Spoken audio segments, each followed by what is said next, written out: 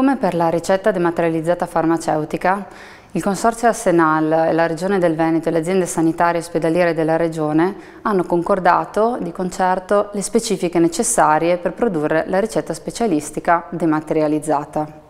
I passi preliminari per giungere a questa nuova caratteristica della ricetta sono sicuramente il labeling degli applicativi, ovvero un testing effettuato su tutti gli applicativi delle aziende sanitarie affinché siano in grado effettivamente di operare nell'ambito del fascicolo sanitario elettronico regionale e quindi eseguire tutte le operazioni necessarie della ricetta dematerializzata, nonché l'installazione presso le aziende di questi applicativi e la necessaria formazione degli operatori, nonché la comunicazione con il cittadino.